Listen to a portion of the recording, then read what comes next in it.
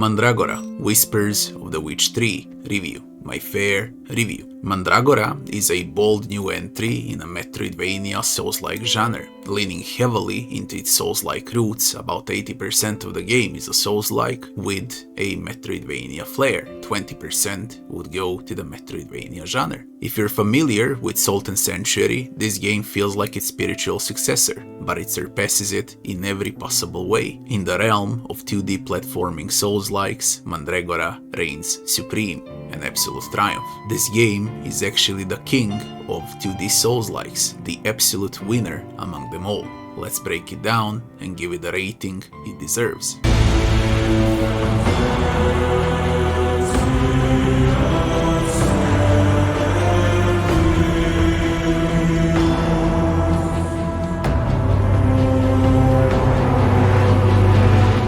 Story. You step into the boots of an inquisitor tasked with hunting a dangerous witch in a world teeming with horrors. The premise sounds simple, but the narrative unfolds with surprising twists and depth. I won't spoil the journey, but I will praise the writing and cinematics. The game kicks off with a lengthy, gripping intro that immerses you in its world and characters. Unlike traditional Souls-likes, the story isn't buried in cryptic item descriptions. It's delivered through clear, engaging conversations and mature, well-crafted writing. Humor is scarce. This is a dark, oppressive tale. The cinematics are stellar, with excellent voice acting and a top-notch atmosphere. The game ends on a massive cliffhanger, teasing Mandragora 2 and leaving you hungry for more. 9 out of 10 for the story. Game bugs and optimization. Flawless. Not a single crash, bug, glitch, or a stutter. Controls are tight and responsive, and the game runs smoothly, no matter if you decide to play with a gamepad or mouse and keyboard. Some players call it janky, but they're missing the point. This is a deliberate janky game, slower paced Souls-like, not a fast-paced Metroidvania. Think of Dark Souls 1, not of Hollow Knight, and then turn Dark Souls 1 in 2D platformer. That's what Mandragora is. Loading screens are frequent but quick, and for a new release, the stability is remarkable. 10 out of 10 for game bugs and optimization. Game time. Clocking in at 30 hours for a single playthrough, Mandragora is a massive Metroidvania with exceptional replay value. At $40, the price feels a tad steep. 30 would be more reasonable given inflation and so on, but it outshines many AAA titles in content and in quality. I can see myself revisiting it when Mandragora 2 drops. This is a big, meaty game. Replay value is just huge. 9 out of 10 for the game time. Game difficulty. I died 300 times in 30 hours. That should tell you everything.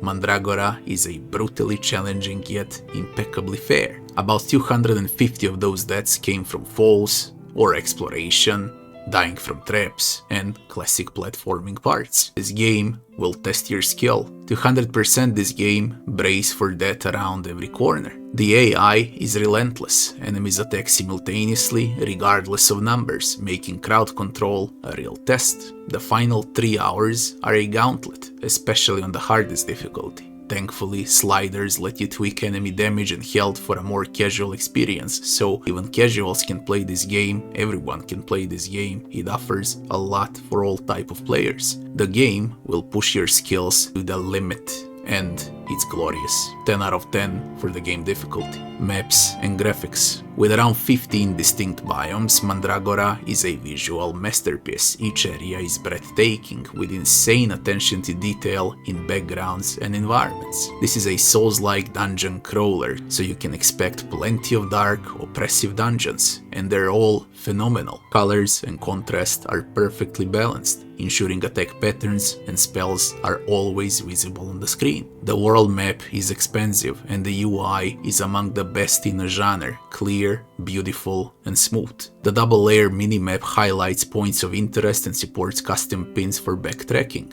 You'll never get lost, and you'll be in awe the whole time. 10 out of 10 for maps and graphics. Gameplay. Mandragora is a Souls-like first, dungeon crawler second, and Metroidvania third. The result pure fun, even with its deliberate, slower pace. Imagine Dark Souls 1 in 2D, and that's the vibe. You'll cautiously explore, fight, roll, block, dodge, backstab, hunt for secrets, tackle side quests, bounties, and avoid deadly traps. It's not innovative, but it's the pinnacle of 2D Souls-like gameplay, refined to perfection. This is the most fun I've had in gaming in 2025, so pure 10 out of 10 for the gameplay. Leveling and itemization. The progression system is a revelation, a mini Path of Exile style skill tree in a Souls-like Metroidvania. You can choose small, medium or large nodes for customization, multi-class like you're playing Grim Dawn, and upgrade your lantern with blue essence from fallen enemies. Yellow essence found in alternate dimensions enhances your skills. Gear upgrades from helmets to boots and dual weapon sets require special materials, and you can even improve shops in the main hub, from blacksmiths, peddlers to cartographers and alchemists. Of course, there is also classic leveling system where I ended up the game on level 83. There's a lot of levels to earn in this game. Consumables play a significant role as well, and the game balance is spot on. With diverse builds, multi-classing, 10 resistant types, poise, armor, and permanent upgrades like double jumps or wings for backtracking, there's always something to tinker with. It's a loot and build crafting paradise for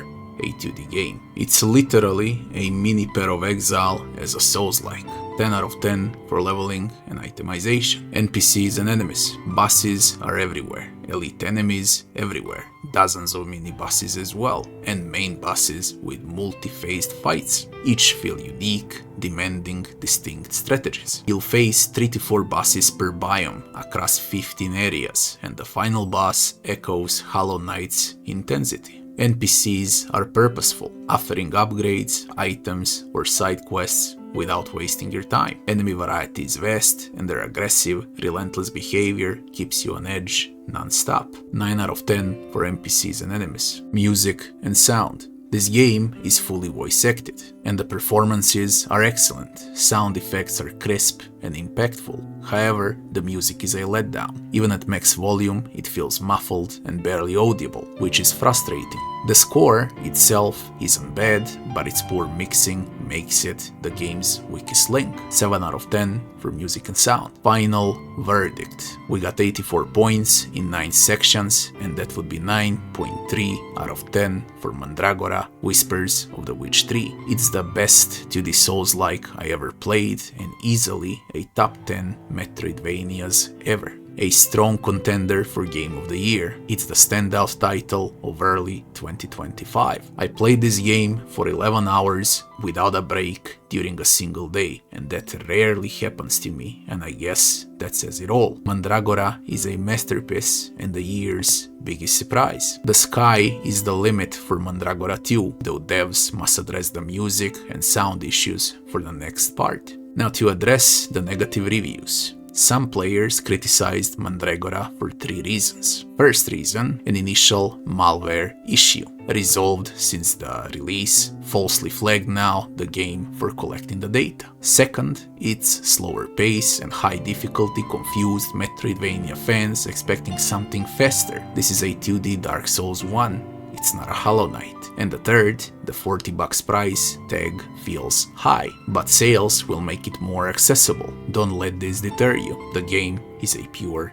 masterpiece. Mandragora, Whispers of the Witch 3 is the only game in 2025 I can wholeheartedly call a masterpiece. If you love Souls-likes or Metroidvanias, this is a must-play.